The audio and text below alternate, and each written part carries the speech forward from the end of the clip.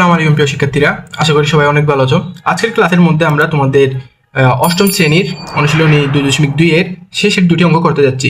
অর্থাৎ এই অঙ্কটি তোমাদের নতুন বইয়ের ধারাবাহিক অনুসারে 6 এবং 7 নং অঙ্ক হবে যথাক্রমে, ঠিক আছে? তো আমরা শুরুতেই 6 নং অঙ্কটি সমাধান করে ফেলবো। তো চলো প্রশ্নটা একবার পড়ে নিই। কোনো শহরের বর্তমান জনসংখ্যা 64 লক্ষ। শহরটির জনসংখ্যা বৃদ্ধির হার প্রতি হাজারে 25 জন হলে 2 বছর পর ওই শহরের জনসংখ্যা কত? খুবই সহজ, আমাদের একটা সূত্র আছে, এই মুনাফার মধ্যে একটা সূত্র ছিল আমাদের, যে সি সমান P into 1 plus R to the power N. আশা করি তোমাদের সূত্রটা মনে আছে। তো চলো আমরা জাস্ট আগে যে মানগুলো দেওয়া আছে সেগুলো লিখে ফেলবো, দিন গিয়ে জাস্ট সূত্রটা বসে আমরা মানটা বের করবো। তো চলো প্রথমে লিখে ফেলি। আমাদের দেওয়া আছে,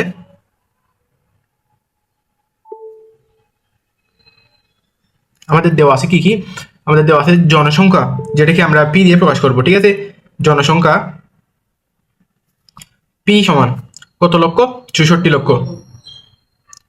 তো 64 লক্ষ জনসংখ্যা আমরা এখানে বসাই দিলাম। এরপর আমাদের দেওয়া ছিল কি, প্রতি হাজারে 25 জন করে জনসংখ্যা বৃদ্ধি পায় বলছিল তারা। তো এটা হচ্ছে আমাদের মুনাফার হার হবে না। আমি বলি তোমাদেরকে একটু বুঝাই দিই। এখানে যেহেতু জনসংখ্যা দেওয়া আছে, আমরা এই প্রশ্নটাকে মুনাফার অঙ্কগুলোর সাথেই ম্যাচ করে আনসার করার চেষ্টা করবো, ঠিক আছে? তো এখানে মুনাফার হার যেটা আর সমান ছিল, সেটা এখানে হবে জনসংখ্যা বৃদ্ধির হার, বা দেখতেই পাচ্ছ তোমরা এখানে হারটা বলে দিচ্ছি। তো হার দেখলে আমরা আর এর মান সেটা ধরে ফেলতে পারি, ঠিক আছে? তাহলে এখান থেকে লিখবো জনসংখ্যা বৃদ্ধির হার, বৃদ্ধির হার আর সমান কত হবে আমাদের? 25। 25 এটা কতর মধ্যে বৃদ্ধি পায়? প্রতি হাজারের বলছে আমাদেরকে, প্রতি হাজারের মধ্যে 25 বৃদ্ধি পায়। তাহলে এটা সমান আসবে হচ্ছে 1/40, অর্থাৎ 1/40, ঠিক আছে? আচ্ছা, তো সময় ছিল আমাদের কত? সময় ছিল এন সমান কত বলছিল আমাদেরকে উদ্দীপকে? 2 বছর বলছিল। তাহলে এইতে পেয়ে গেছি আমাদের মানগুলা। দেন আমরা লিখবো, আমাদের প্রশ্ন চাইছিল কি 2 বছর পর ওই শহরের জনসংখ্যা কত, আমরা সেটাই লিখবো এখানে প্রশ্নের মধ্যে, আনসারের মধ্যে 2 বছর পর। সুতরাং 2 বছর পর ওই শহরের জনসংখ্যা সি সমান, হ্যাঁ এখানে আমরা সিটাই ইউজ করবো, যেহেতু আমাদের ওই সূত্রের সাথে এই সূত্রের কোনো ব্যতিক্রম নাই, একই সূত্র বলতে গেলে 1 plus R to the power n, ঠিক আছে? আচ্ছা, এরপর আসি আমরা একটু উপরে যাই। এখান থেকে আমরা জাস্ট মানগুলো খুব সুন্দর করে বসিয়ে দিব। আমাদের পি এর মান ছিল হচ্ছে 64 লক্ষ। দেওয়ার পর তো এখানে ছিল আমাদের 1 plus 1/40 two the power N. N এর মান ছিল আমাদের হচ্ছে 2 বছর, ঠিক আছে? এই মানটা যদি আমরা ক্যালকুলেশন করি, তাহলে এখানে পাবো হচ্ছে 64 লক্ষ। এটা ছিল আমাদের আগে থেকেই 64 লক্ষ। তো ইন্টু আমরা যদি এই মানটা এখানে হিসাব করি, ঠিক আছে, তোমরা লসাগু নিও, দেন বর্গ করে ফেলে সুন্দর করে উপরে পাবো হচ্ছে 1681 ডিভাইড বাই আমাদের 1600, ঠিক আছে? ওকে, তো এখান থেকে 2টা শূন্য, এখান থেকে 2টা শূন্য, দেন এই মানটা তোমরা ক্যালকুলেটারে বসাবো এবং সুন্দর করে মান পেয়ে যাবো হচ্ছে আমাদের 67,72,000। 67 লক্ষ আমাদের, ঠিক আছে? 47, হ্যাঁ 24,000, ঠিক আছে? এই মানটা আমাদের ঠিক আছে। তাহলে আমাদের জনসংখ্যা যে বৃদ্ধি পাবে 2 বছর পর, জনসংখ্যা বৃদ্ধি পাবে হচ্ছে এতজন, ঠিক আছে? এটি ছিল আমাদের এতটুকুর আনসার, 67,24,000। আচ্ছা, তো 6 নম্বর প্রশ্ন আমাদের গেল, খুবই সহজ ছিল, যে সূত্রটা বসাইলাম। তোমরা কনফিউশন হবা যে আমরা মুনাফা দিয়ে করছিলাম, ব্যাংকের বিভিন্ন অঙ্ক করছিলাম আমরা ঋণ নিয়ে, তো এখানে কেন এরকম করে দিছে? স্বাভাবিক, এটা জনসংখ্যা দিয়ে দিছি তোমাকে, জাস্ট তোমার সূত্রটা জানা থাকতে হচ্ছে, বাকিগুলো তোমরা খুব সুন্দর করে বের করে ফেলতে পারবা। এই সূত্রটা হচ্ছে আমাদের মেইন, ঠিক আছে? আচ্ছা, তো পরবর্তী কোয়েশ্চেনের মধ্যে চলে যাই আমরা। পরবর্তী কোয়েশ্চেনের মধ্যে কি বলছে দেখি, আমাদের 7 নং প্রশ্নের মধ্যে। 7 নং প্রশ্ন বলছে, এক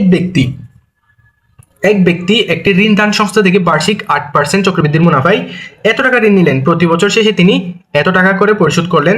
দ্বিতীয় কিস্তি পরিশোধের পর তার আর কত টাকা ঋণ থাকবে? আচ্ছা, আমরা ভেঙে ভেঙে আনসার করার চেষ্টা করবো। আমরা একবার আনসারটা দেখি ভেঙে ভেঙে, দিনকে তোমরা খুব সহজেই এই প্রশ্নটা বুঝে ফেলতে পারবে, ঠিক আছে? আচ্ছা, তো চলো শুরু করি। প্রথমে লিখবো আমরা, দেওয়া আছে আমাদের কি কি দেওয়া আছে সেটা লিখে ফেলি। দেওয়া আছে আমাদের দেওয়া আছে হচ্ছে পি সমান হচ্ছে আমাদের কত এখানে? 5,000 টাকা, ঠিক আছে? 5,000 টাকা দিলাম। এরপর 5,000 টাকা দেওয়ার পর আমাদের আর দেওয়া হচ্ছে মুনাফার হার আর সমান, তোমরা সুন্দর করে লিখিও যাতে আরো ভালো হয় তোমাদের জন্য, ঠিক আছে? স্যার আরো খুশি হবে যদি তোমরা ফুল লিখো, স্যার সাথে বুঝতে সহজ হবে আরো। 8% সমান 8/100, ওকে? আচ্ছা, এরপর লিখবো, সুতরাং এক বছর পর চক্রবৃদ্ধির মূলধন সি সমান P into 1 plus R to the power n. ঠিক আছে, আচ্ছা আমরা এখানে মানটা বসাই দিই। আমাদের ছিল 5000, 1 plus 8 divide by 100, okay, to the power 1। 1 বছরই ছিল আমাদেরকে প্রশ্নের মধ্যে, 1 বছরই বলা হয়েছিল। ঠিক আছে, আচ্ছা তো এখান থেকে লেখার পরে আমাদের এখানে আনসার পেয়ে যাবো হচ্ছে 5400 টাকা। 1 বছর পর চক্রবৃদ্ধির মূলধন পেয়ে গেছি আমরা। ঠিক আছে, এটা কিন্তু সহজ ছিল।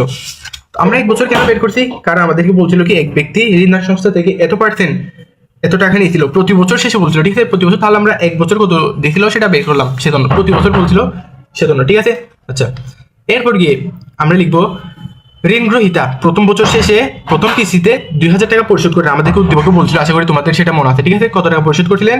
2000 টাকা। তো দ্বিতীয় বছর পর যেটা মূলধন আমাদের চাইছিল হচ্ছে দ্বিতীয় বছর পর, বা শেষ কিস্তি বলছিল না, শেষ কিস্তি বলতে অর্থাৎ দ্বিতীয় বছরই বোঝানো হয়েছে এখানে। আচ্ছা, তো দ্বিতীয় বছরের প্রারম্ভিক মূলধন একটু দেখো। সুতরাং আমি লিখি, তোমরা একটু করে দেখো। সুতরাং দ্বিতীয় বছরের অর্থাৎ পরবর্তী 1 বছরের দ্বিতীয় বছরের চক্রবৃদ্ধির মূলধন আমাদের মূলধন হবে কত?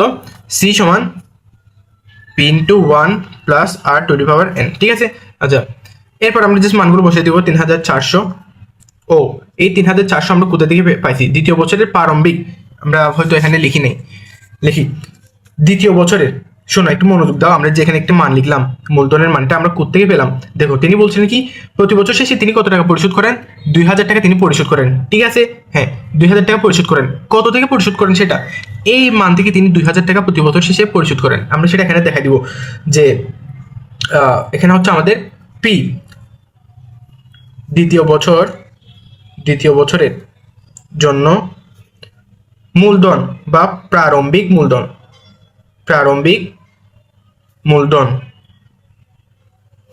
মূলধন সমান, তোমরা একটু বুঝে নিও, দুঃখিত এখানে লেখার জন্য।